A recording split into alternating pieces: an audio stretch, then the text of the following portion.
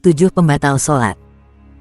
Meninggalkan salah satu rukun sholat jika pelakunya tidak mengulanginya ketika sholat, atau tidak lama setelah sholatnya.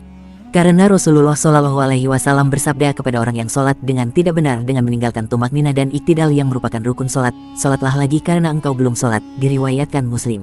Makan atau minum, karena Rasulullah SAW bersabda, sesungguhnya dalam sholat terdapat kesibukan, muttafaq alaih.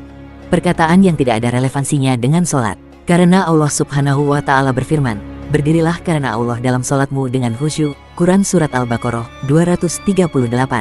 Rasulullah SAW bersabda, sesungguhnya sholat ini tidak layak di dalamnya sesuatu dari percakapan manusia, diriwayatkan Muslim.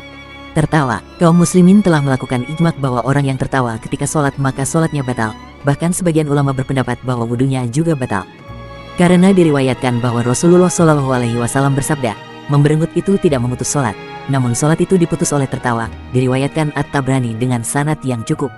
Banyak bergerak karena bertentangan dengan ibadah, dan menyibukkan hati dan organ tubuh dari sholat. Sedikit gerakan sederhana seperti membetulkan sorban, atau maju ke saf untuk menutup celah, atau menggulurkan tangan kepada sesuatu dengan sekali gerak, maka tidak membatalkan sholat. Karena diriwayatkan bahwa Rasulullah SAW menggendong Umamah dan meletakkannya dalam keadaan sholat dan mengimami manusia, diriwayatkan Al-Bukhari. Umamah ialah putri Zainab binti Rasulullah SAW. Menambah rakaat sholat dengan rakaat yang sama karena lupa. Misalnya sholat zuhur 8 rakaat, atau sholat maghrib 6 rakaat, atau sholat subuh 4 rakaat.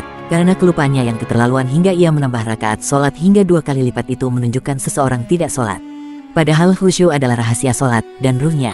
Jika sholat kehilangan ruhnya, maka batallah sholat tersebut. Ingat sholat sebelumnya. Misalnya seseorang mengerjakan sholat asyar, namun ia ingat bahwa ia belum sholat zuhur. Dalam kondisi seperti itu sholat asharnya batal, hingga ia sholat zuhur. Sebab, urut dalam mengerjakan sholat-sholat merupakan kewajiban karena sholat-sholat tersebut diterima dari pembuatannya juga secara urut. Jadi, salah satu sholat tidak boleh dikerjakan hingga sholat sebelumnya dikerjakan. Wallahu alam bisawab.